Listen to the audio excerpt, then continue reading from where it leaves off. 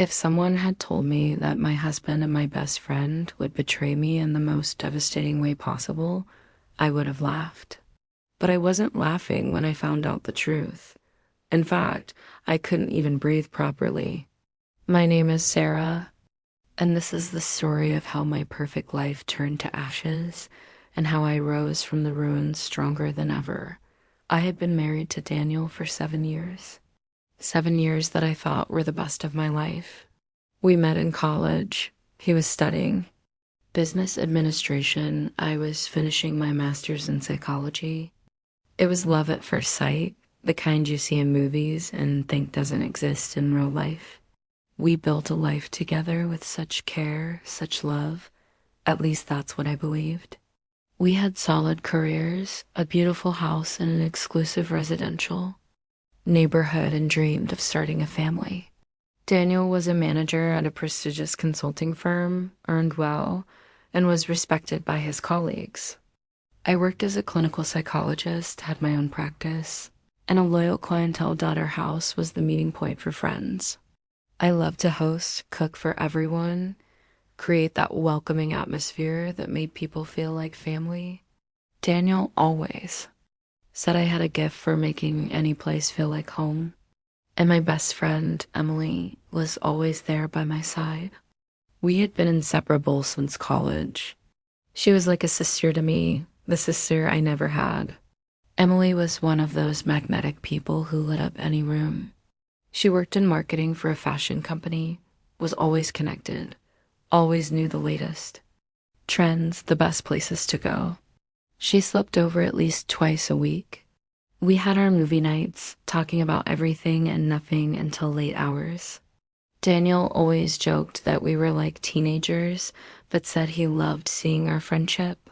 It's beautiful how you support each other. He used to say dad, or at least that's what I thought. At first, they were small things, details that my conscious mind ignored, but that my subconscious registered as red flags. Emily's phone lighting up at strange hours when she slept over, and she would always check it quickly with a smile on her face that I couldn't decipher. When I asked who it was, she would casually say, "Oh, work," or "a guy I met on the app." There were the glances too. Glances between Emily and Daniel that lasted a second longer than they should have. They weren't obvious glances. In fact, they were so subtle that I began to question my own sanity. Was I imagining things? Conversations that abruptly stopped when I entered the room. Daniel and Emily talking quietly in the kitchen, and when I appeared, an awkward silence would fill the air. They would try to cover it up by resuming some trivial topic, the weather, a movie they had seen, politics, but I felt there was something unsaid in the air. Emily started making strange comments about relationships. During our intimate conversations, she would say things like, "Don't you think 7 years is a long time with the same person?" Or, "Sometimes I wonder if you really know Daniel." When I questioned her, she would laugh and say she was just PHILOs, OPHIG, that Daniel also changed. He became more distant, more secretive with his phone. He started working later, going out for work meetings that were never mentioned before. When I asked about his day, his answers became more vague, more. It was a typical Thursday in October, a night that began like so many others, but that would become the turning point of my life. Daniel came home around 8 in the evening, complaining about a demanding day at the office. We had dinner together, talked about our plans for the weekend, an art exhibition I wanted to see, dinner with friends on Saturday. Everything absolutely normal. After dinner, we went up to the bedroom. Daniel went to take a shower and left his phone on the dresser, as he always did. The phone was charging, and I was there organizing some clothes when I heard the familiar sound of a message arriving. The screen lit up, and I saw a preview of the message unintentionally. Well, maybe it wasn't so unintentional. Something in my subconscious made me look. "Can't wait to be alone with you again." It was from Emily. My heart stopped. Literally stopped. For a few seconds, I looked at the message, blinking several times, as if blinking could change the words I was seeing. My hands began to tremble. I could hear the sound of the shower in the bathroom, Daniel's voice humming a song I couldn't identify. Everything seemed surreal, as if I were living a nightmare. With trembling fingers, I unlocked the phone. I knew the password. Daniel never hid anything from me, or at least that's what I thought. What I found completely destroyed me. Months and months of messages. Intimate conversations, secret meetings, private jokes about me. They mocked my naivety the way I didn't suspect it. Fing. Emily called Daniel my secret love, and he responded with, "Our dear Sarah has no idea." Quickly, I put the phone back in place and composed myself. When Daniel came out of the bathroom with a towel wrapped around his waist and his hair wet, I was sitting on the bed, flipping through a magazine with a smile on my face. "Everything all right, love?" he asked, noticing something different on my face. Of course, why wouldn't it be? I replied, my voice sounding higher than usual. He approached and kissed me on the forehead. The same affectionate kiss he had given me for 7 years. But now, all I could think was, these lips kiss my best friend. These hands touched her body. That night, while Daniel slept beside me, I stayed awake staring at the ceiling. My mind alternated between the devastating pain of betrayal and a cold fury I had never felt before. I could have confronted them, screamed, cried, made a dramatic scene, but something inside me refused to give them that satisfaction.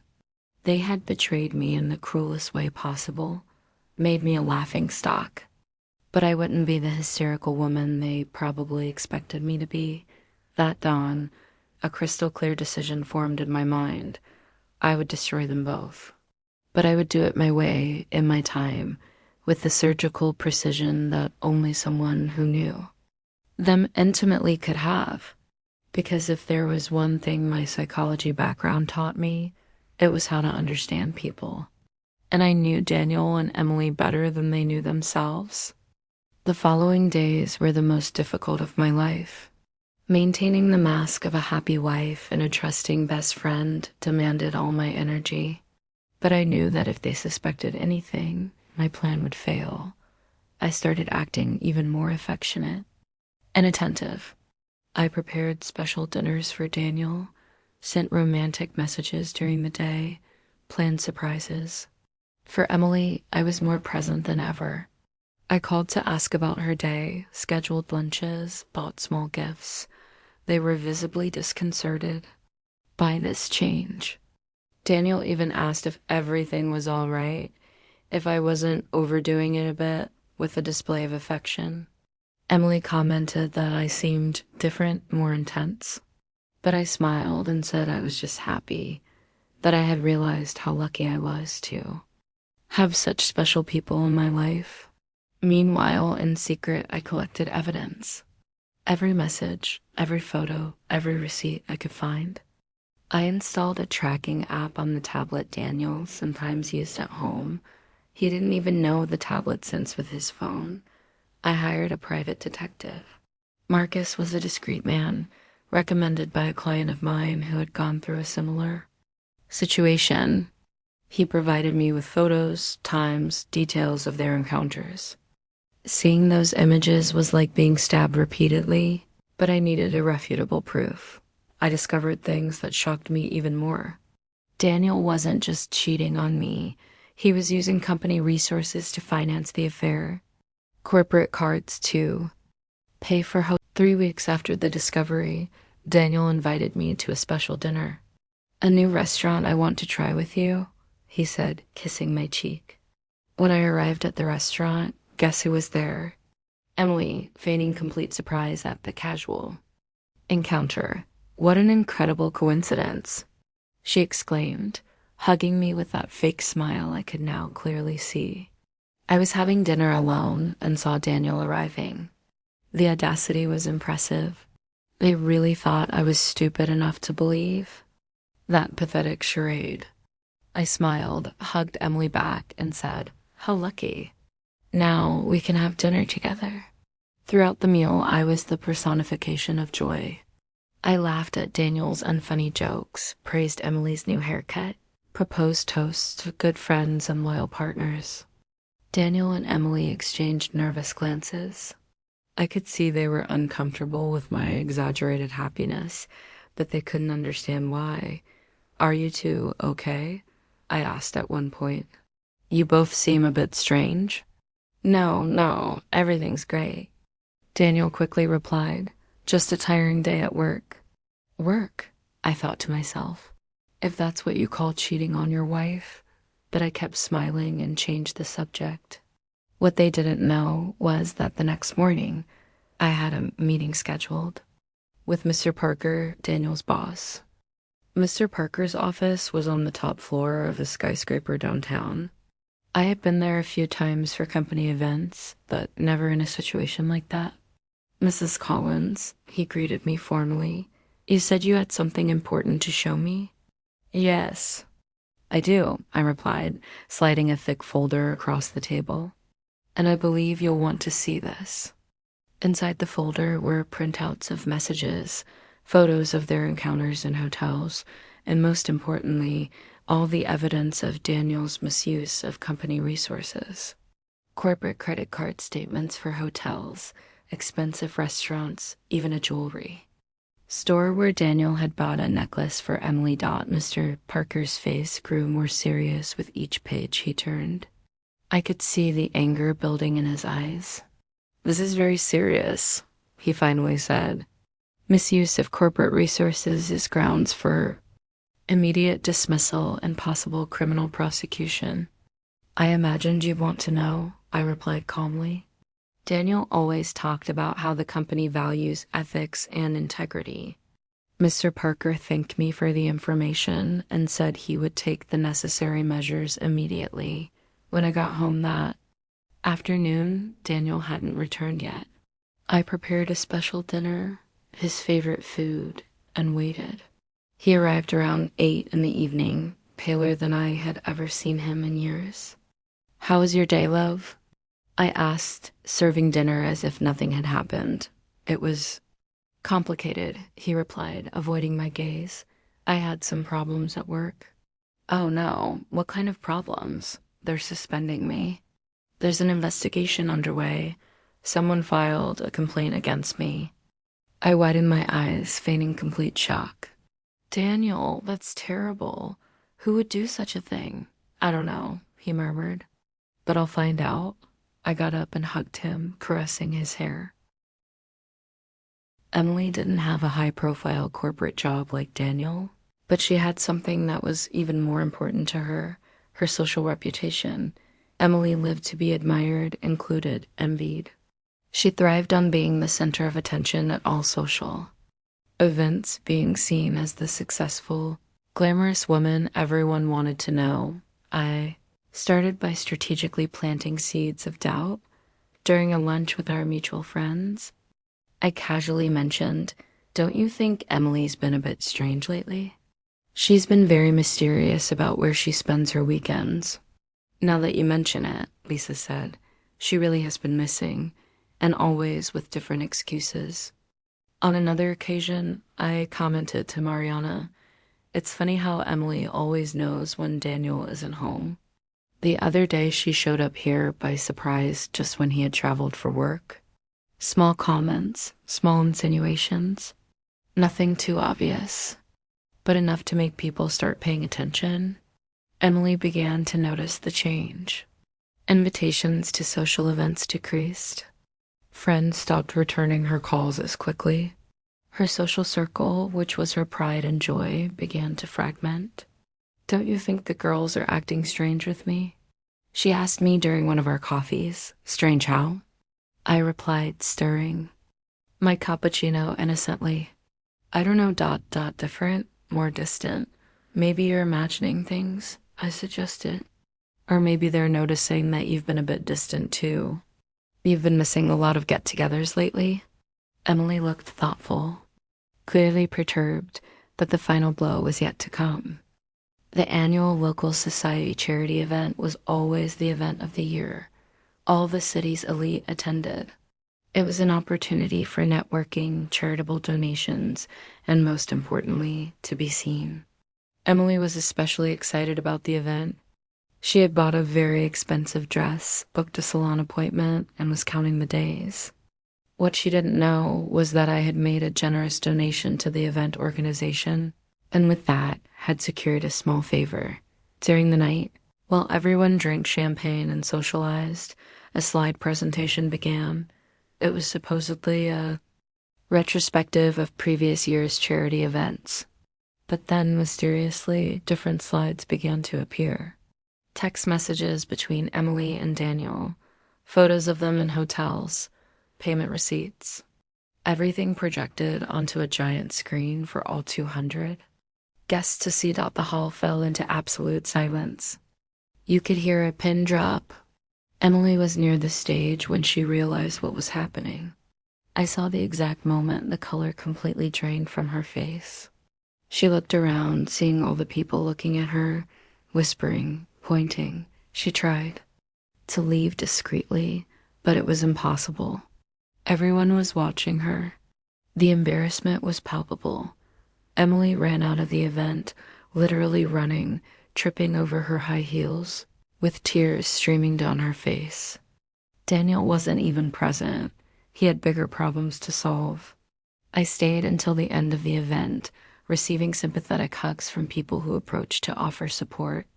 I played the part of the betrayed wife with dignity, thanking everyone for their concern, but maintaining my composure. In the following weeks, everything fell apart for them. The investigation at Daniel's company revealed not only misuse of resources, but also serious ethical violations. He was immediately fired and blacklisted in the industry. No reputable company would hire him. With unemployment came debt. Debts I didn't know existed. Maxed out credit cards, personal loans. Even a second mortgage on the house he had taken out without my knowledge. But here was my final trump card. Years ago, when we renewed our prenuptial agreement, I had made some strategic changes with the help of a lawyer. The house would remain mine in case of proven infidelity. The collectors started calling incessantly. Daniel's luxury car was repossessed. His credit score plummeted. He literally lost everything. Emily was also in free fall. After the fiasco at the charity event, she became persona non grata in all social circles. No one wanted to associate with her. Invitations stopped coming, friends stopped returning calls. Her job was also affected.